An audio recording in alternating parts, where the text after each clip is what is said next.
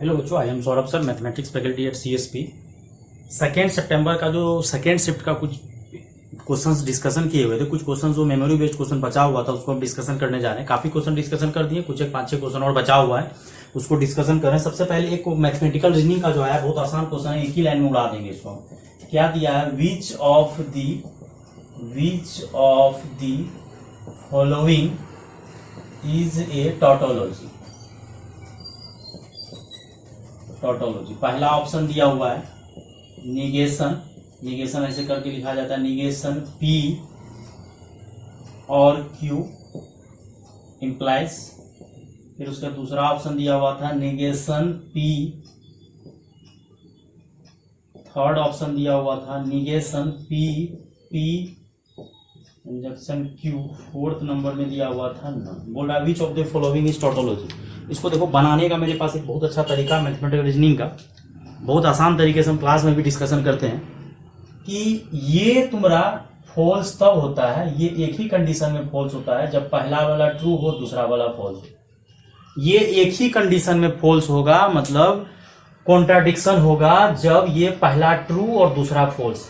अब जब पहला ट्रू दूसरा फॉल्स बाकी बात ये हमेशा टोटोलॉजी होता है। तो हम फॉल्स चेक कर लेते हैं पहले। तो फॉल्स कैसे चेक करेंगे? P के जगह फॉल्स रखें, तो ये फॉल्स हो गया। अब ये फॉल्स ये P, तो ये दोनों किस पे डिपेंड करेगा? P पे। अगर P ट्रू हुआ तो ट्रू होगा, P फॉल्स हुआ तो फॉल्स हुआ। अब देखो, ये निगेशन है, ये P है। अगर इसको सॉल्व करोगे तो ये निगेशन बचेगा और ये P बचेगा। इसको तो फॉल्स कर ही दिया है। अब देखो, अगर ये ट्रू तो ये फॉल्स, ये फॉल्स तो ये ट्रू, तो ये हमेशा क्या होगा? फॉल्स। और फॉल्स ये हमेशा क्या होगा? टोटोलॉजी। मतलब हम बनाने गए थे इसको फॉल्स, लेकिन ये बन गया ट्रू। क्यों? क्योंकि बच्चों हम क्या दिमाग लगाए, इसमें एक ही तरीका आता है कि नॉर्मल क्वेश्चन अगर हम तुमको दे रहे हैं P इंप्लाइज Q, ये पहला ट्रू दूसरा फॉल्स, तो ये फॉल्स होता है। बाकी बात ये ऑलवेज ट्रू होता है। एक ही कंडीशन में ये फॉल्स होता है, जब पहला वाला ट्रू दूसरा वाला फॉल्स। बाकी बात ये हमेशा क्या होता है? ट्रू होता है। तो हम फॉल्स बनाने के लिए गए थे इसको बनाने गए थे फॉल्स की सर पहला ट्रू होगा दूसरा फॉल्स, तो ये फॉल्स होगा। तो इसको जब Q के जगह फॉल्स रखे तो यहाँ पे फॉल्स रखे, और फॉल्स यूनियन, ये यूनियन जो भी पढ़ता है इसको और पढ़ा जाता है। और ये P, तो ये P पे डिपेंड करेगा। ये इसका फाइनल आंसर जो होगा, इसका फाइनल आंसर P पे डिपेंड करेगा। अगर P ट्रू हुआ तो ट्रू, फॉल्स हुआ तो फॉल्स। अब यहाँ पे कंजक्शन लगा हुआ, एंड लगा हुआ, तो यहां से क्या होगा? ये ट्रू तो ये फॉल्स, ये फॉल्स, ये हमेशा फॉल्स होता है। फॉल्स मिलकर टोटोलॉजी होगा। मतलब यही पहला ऑप्शन ही करेक्ट हो गया, तब दिमाग लगाना ही नहीं था। तो बहुत आसान क्वेश्चन है। पहला ही ऑप्शन जब ट्रू हो जाए तो बिल्कुल मजा आ जाए, कुछ भी दिमाग नहीं लगाना। पहला ऑप्शन ही तुम्हारा करेक्ट हो गया। जब पहला ही ऑप्शन तुम्हारा करेक्ट हो गया तो बिल्कुल टेंशन लेने का कोई जरूरत नहीं है, मजा आ गया ये क्वेश्चन बना के। अब अगला क्वेश्चन एक डिस्कशन कर रहे हैं बच्चों। क्या डिस्कशन कर रहे हैं? An equilateral triangle. एन बहुत आसान क्वेश्चन है। An equilateral triangle is enclosed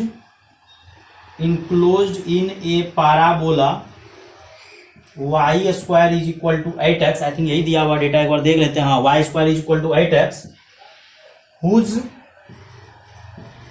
one vertex is vertex of parabola।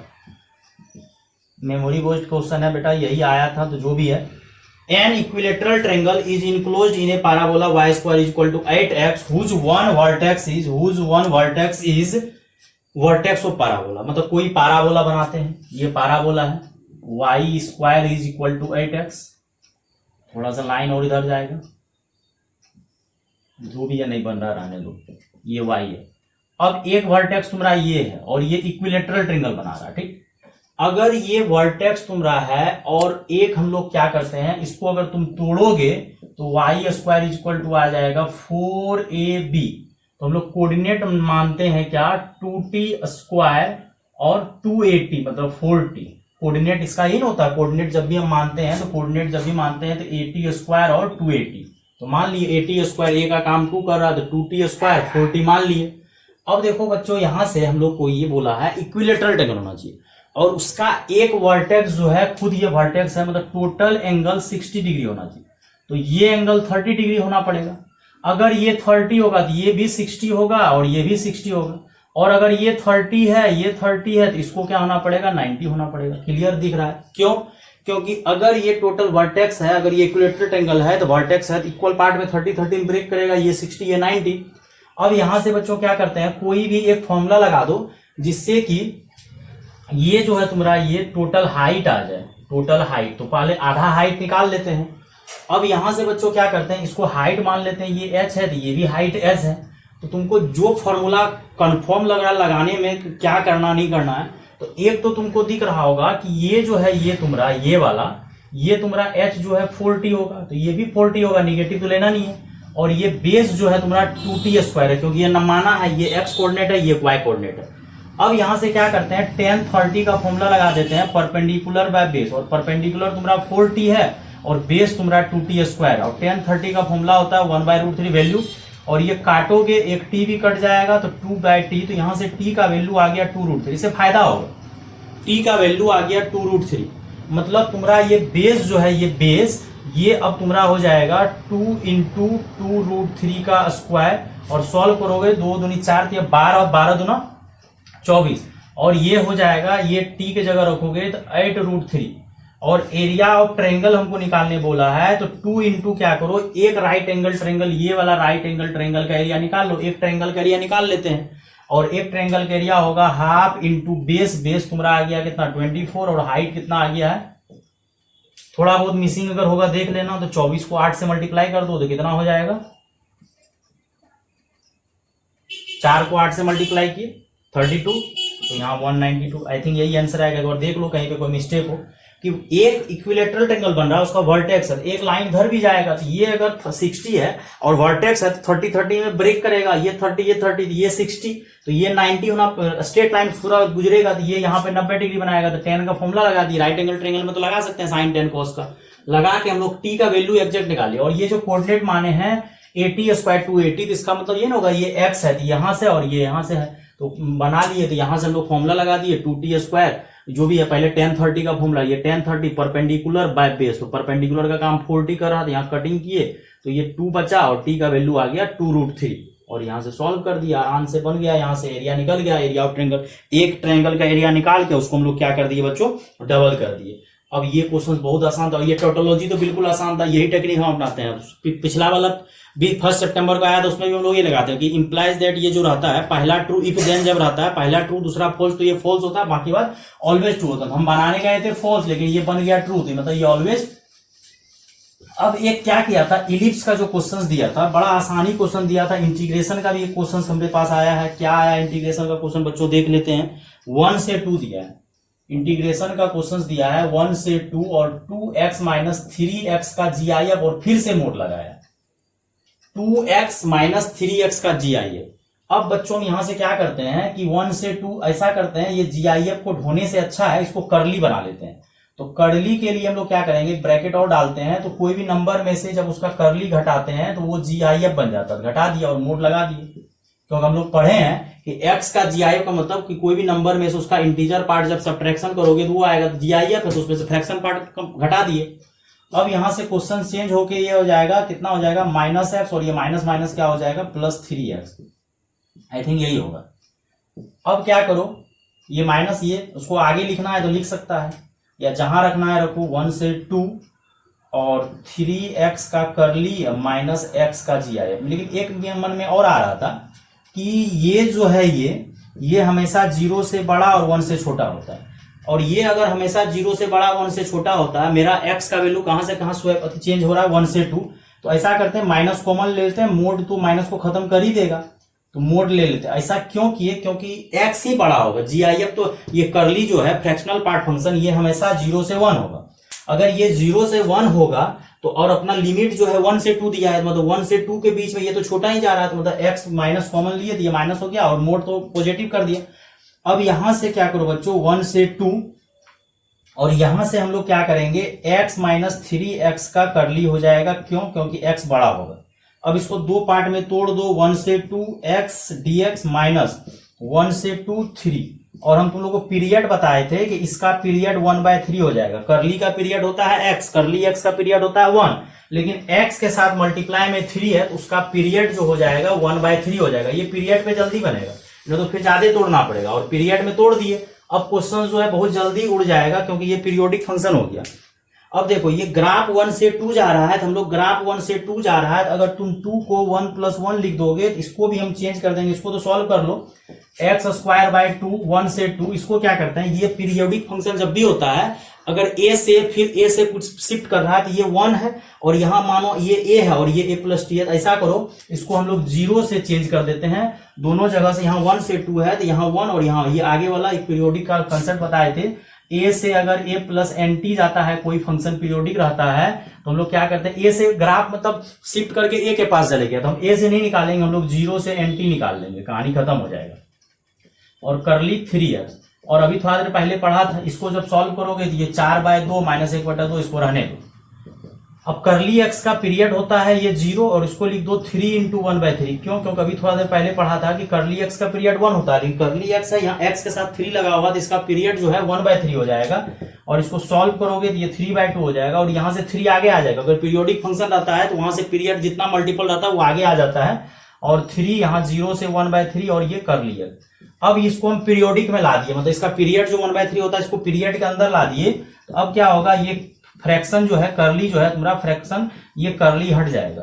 अब क्वेश्चन बिल्कुल कंप्लीट हो गया, 3/2 + 3 और इसका इंटीग्रेशन हो जाएगा 3x² 2 और कहां से कहां जा रहा है 0 से 1/3, तो ये 3/2 इसको मल्टीप्लाई करोगे तो ये 9/2 हो जाएगा, x के जगह रखोगे तो 1/9 - 0, तो इसको वो सही जा रहा है कि नहीं जा रहा है, 1/9 कटोगे तो कितना आ जाएगा 3/2 × 3/2 + 1/2, तो फाइनल आंसर आई थिंक 2 आएगा। देख लो कहीं पर अगर कोई कैलकुलेशन मिस्टेक हो।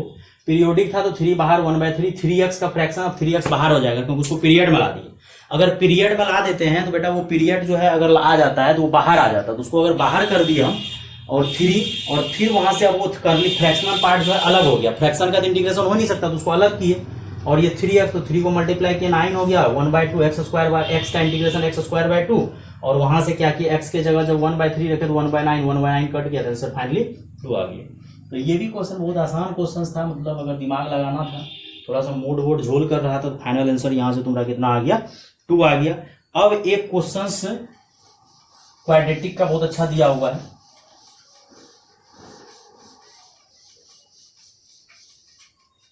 क्या दिया हुआ देखो, इफ fx इज ए, इस टाइप का क्वेश्चन 2 सितंबर का फर्स्ट शिफ्ट में भी पूछा गया, ये सेकेंड शिफ्ट में भी पूछा गया। Quadratic polynomial such that fx is equal to 0 has √3, मतलब पहले तो क्वाड्रेटिक पोलोमियल है, उसका रूट जो है x इक्वल टू 0 जब इक्वेशन वो बनता है तो उसका √3 होता है। एंड शायद दिया हुआ है f1 + f-1, I think f2 + f-1 is equal to 0, then find other root, यही शायद दिया हुआ, देन फाइंड अदर रूट बोल रहा है। एक रूट तो तुमको 3 दिया ही है, तो देखो बच्चों क्या करते हैं, मान लेते हैं कि क्वाड्रेटिक पोलिनोमियल है तुम्हारा ax² + bx + c, लेकिन अगर इसका 3 रूट है, जब इक्वेशन fx इक्वल टू 0 का 3 रूट है, मतलब ये 3 इसको सेटिस्फाई करेगा, क्योंकि कोई भी अगर रूट होता है क्वाड्रेटिक में, अभी लाइव क्लासेस 11th क्लास में चल रहा है, 3 अगर रूट है सेटिस्फाई करेगा, तो यहां से हो जाएगा 3 3 कितना हो जाएगा 9a, यहां सेटिस्फाई करेगा 9 + 3b + c = 0, इसको फर्स्ट मान लो। एंड अगला दिया हुआ है f2 + f-1 is equal to 0, तो जब f2 यहां रखोगे तो कितना हो जाएगा 2 दूनी 4a + 2b + c और यहां हो जाएगा +a - b + c = 0, तो टोटल आ जाएगा 5a + b और c जुड़ के 2c = 0, इसको सेकेंड। अगर 9 10 ढंग से पढ़े होगे, इसको सॉल्व करने का एक तरीका तुम लोग पढ़े होगे, बहुत आसानी तरीके से 3 वेरिएबल है तो तुरंत इक्वेशन ये सॉल्व हो जाता है। कैसे होता है, लेकिन दोनों इक्वेशन 0 के बराबर होना चाहिए, तो दोनों इक्वेशन शायद तुम लोग को 0 के बराबर दिख रहा है। एक है तुम्हारा 9a + 3b + c और ये है, इसको अगर सॉल्व करना है तो ये ऐसे सॉल्व करते थे, a/3 को 2 से मल्टीप्लाई करते थे 6 होता था, 1 को यहां से करते थे -1, फिर b, फिर आगे बढ़ते थे, पीछे नहीं मुड़ते थे, c को इससे करोगे तो 5 होगा, -9 को 2 से करोगे 18 होगा, फिर c के पास जब जाते हैं तो ये हो जाएगा 9 तुम्हारा यहां से मल्टीप्लाई, देख लेना कहीं मिस्टेक नहीं होना चाहिए, और ये तुम्हारा 15 हो जाएगा आई थिंक। तो यहां से तुम्हारा a/5 आ गया, b का वैल्यू जो है यहां से -13 आ गया और c/-6 आ गया। और अल्फा बीटा का फॉर्मूला हम लगा सकते हैं c/, अगर ये क्वाड्रेटिक इक्वेशंस है alpha + beta, alpha × beta c/, alpha का वैल्यू 3 है तो बीटा और c का वैल्यू अभी आया है -6 और a का वैल्यू आया है 5, और यहाँ से इसको कट करोगे, 2 बार कटेगा तो बीटा का वैल्यू कितना आ जाएगा -2/5। तो यहाँ से आंसर डायरेक्ट भी निकाल सकते हैं, कोई झोल नहीं है, तुरंत बन जाएगा। तो ऐसे ही सभी क्वेश्चन आता है, वो आपको दिमाग लगाना है कि कैसे क्या करना नहीं करना है। एक नॉर्मल का भी क्वेश्चन आया है, एक आपका जो है नॉर्मल का क्वेश्चन आया है, एक अगला आपका नॉर्मल का क्वेश्चन अगर बनाना है तो बना सकते हैं। If y is equal to 1 + x e की power 2y plus cos square sine inverse x दे दिया, तो इसको तोड़ देंगे। बी ऐसे करता है, मतलब क्वेश्चन तो कम ही पूछना है, तो उसको घुमाता है, घुमा घुमा के equation of normal at x equal to 0, x equal to 0 देने से ही आसान होता है क्वेश्चन, 0 पे पूछ रहा है। तो ऐसा करते हैं कि x का वैल्यू अगर 0 पुट करते हैं तो x का वैल्यू 0 पुट करने से y आ जाएगा 0। x का वैल्यू 0 पुट करते हैं तो 0, 1 + 0 तो कुछ भी पावर दो 1 ही होगा। और x के जगह जब 0 रखोगे साइन इनवर्स 0 का वैल्यू 0 होता है, लेकिन cos 0 का वैल्यू 1, तो मतलब 2 आ गया, मतलब कोऑर्डिनेट आ गया, तुमको पॉइंट आ गया 0,2। तो कम से कम इतना तो जानकारी हुआ कि पॉइंट आ गया। अब पॉइंट आ गया चलो ठीक है, लेकिन पॉइंट से तो काम चलेगा नहीं, हमको स्लोप चाहिए। तो अब स्लोप के लिए भी तो तुमको दिमाग लगाना पड़ेगा। तो स्लोप के लिए हम लोग क्या करेंगे बच्चों, डिफरेंशिएट करेंगे। तो डिफरेंशिएट भी ये नहीं कि वेरिएबल है, पावर वेरिएबल है तो पूरा माथा दर्द की तरह से करेंगे, नहीं। इसको हम लोग क्या करेंगे, y बराबर इसको लिख देंगे e की पावर 2y log 1 + x, मतलब लॉग में तोड़ दिए, ऊपर जाएगा, ये फिर से वही बन जाएगा, टेंशन नहीं लेना। और इसको लिख देते हैं √1 - x²। क्यों? क्योंकि ये साइन है, ये कॉस है, और ये 1 - √1 - x² लिख दिया, लेकिन टोटल पे होल स्क्वायर है तो होल स्क्वायर कर दो। अब यहां से y डैश जब करोगे तो सबसे पहले e की पावर का डिफरेंशिएशन वही का वही हो जाता है 1 + x, और यहां क्या करेंगे, फर्स्ट को डिफरेंशिएट करेंगे, प्रोडक्ट चेन रूल लगेगा, 2y डैश और ये log रह जाएगा, और प्लस फिर क्या हो जाएगा 2y log का हो जाएगा 1 + x, और ये रूट तो हट जाएगा तो क्या हो जाएगा 1 - x, 1 का 0, x² का 2 है।